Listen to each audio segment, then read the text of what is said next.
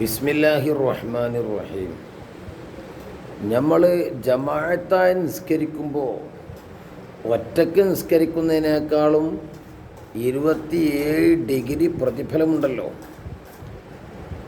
പക്ഷേ ചില ഇമാമുമാരെ തുടർന്നാൽ ജമാഅത്തിൻ്റെ കൂലി തന്നെ കിട്ടൂല, നിസ്കാരം സഹിയാവും. ഫതുഹുൽ മുഈൻ 132 പേജ് നോക്കിയാൽ കാണാം.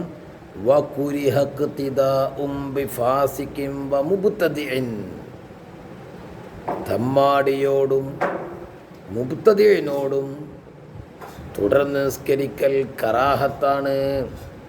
അപ്പം ജമാഅത്തിൻ്റെ കൂലി കിട്ടൂല, നിസ്കാരം ശരിയാവും. ഫാസിക്ക് കാരണം എന്താ?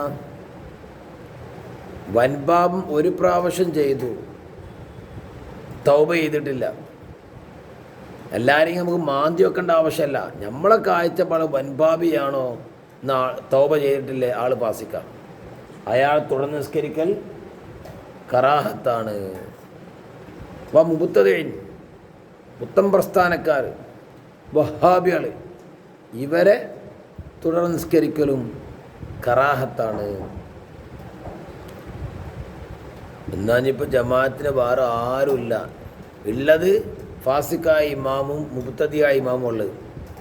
എന്നാലും വേണ്ട ഒറ്റക്ക് പോയി നിസ്കരിക്കും. വൈലം യൂജദ് അഹദുൻ സിവാഹുമാ, ഇവ രണ്ടുപേരും അല്ലാത്ത ഒരാളെയും എത്തിക്കപ്പെട്ടിട്ടില്ലെങ്കിലും ശരി, ഓലെ ബാക്കിൽ പോയി തുടരണ്ട. പക്ഷെ മാലം യഹ്ഷ, ഈ ചങ്ങാതി പേടിക്കാത്ത കാലത്തോളം ഫിത്നത്തൻ ഐ ദീനീയത്തൻ ഔ ദുന്യവിയത്തൻ, ദീനിയോ ദുന്യവിയോ ആയ ഒരു ഫിത്ന പേടുണ്ടെങ്കിൽ അപ്പം എന്തില്ല, കറാഹത്ത് ഇല്ല. അപ്പം കറാഹത്ത് അപ്പോഴാണ് ദീനിയോ ദുന്യവിയുമായ ഒരു പ്രശ്നം, ഒരു ഖൗഫ്, ഒരു ഫിത്ന അതുണ്ടാകുകയാണെങ്കിൽ കറാഹത്തില്ല.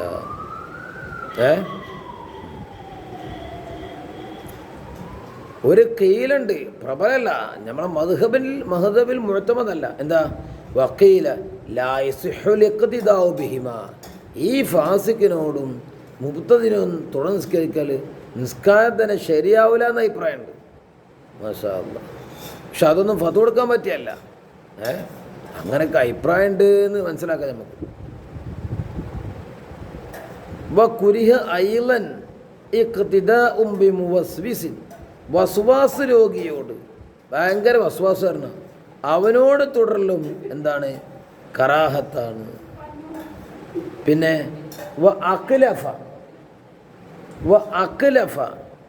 അഖ്ലഫിനോടും വലോ ബാലിഗൻ, അഖ്ലഫ് പറഞ്ഞെന്താ, മാർക്കല്യാണം കഴിക്കാത്തയാൾ. അപ്പോൾ ആ തോലിൻ്റെ ഉള്ളിൽ ചിലപ്പം ഐത്തങ്ങൻ നജസ്സുകളൊക്കെ ഉണ്ടാകാൻ സാധ്യത ഉണ്ട്, ഉറപ്പം നമുക്കുണ്ടാവില്ല. അതുകൊണ്ട് എന്ത് പറ്റൂല, അഖ്ലഫിനോട് തുടരൽ പാടില്ല. കണ്ടില്ലേ? ലഅല്ല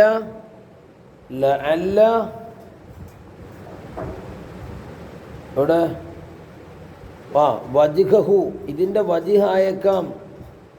അന്നൽ ഖുൽഫത റുബ്ബമാ മനഅത് ബുസൂലൽ മാഇ ഇലാ മാ തഹ്തിഹാ വഹ്തിമാലിൻ നജാസത്തി കാഫിൻ ബിൽ കറാത്തി. ഉറപ്പിടെ നിസ്കാരം ശരിയാവില്ല.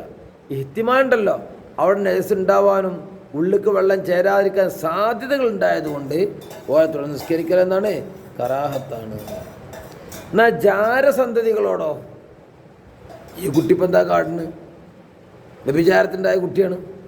ലാബി വലതി സിന, ജാരസന്തതിയോട് തുടരൽ കറാഹത്തില്ല. ലാക്കിന്നഹു ഖിലാഫുൽ ഔല, എങ്കിലും ഖിലാഫുൽ ഔല നല്ലതിനെതിരാണ്. മനസ്സിലായില്ലേ? ഈ സംഗതികൾ നമ്മൾ എല്ലാവരും പോയി തുടരാൻ നിൽക്കണ്ട.